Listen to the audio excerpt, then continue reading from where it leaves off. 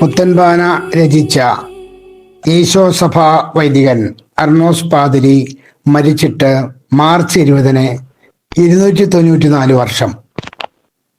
അഗാധമായ സംസ്കൃത മലയാള ഭാഷാ പാണ്ഡിത്യവും ആത്മീയതയും നിറഞ്ഞ ജർമ്മൻ മിഷണറി വൈദികനായിരുന്നു അർണോസ് പാതിരി.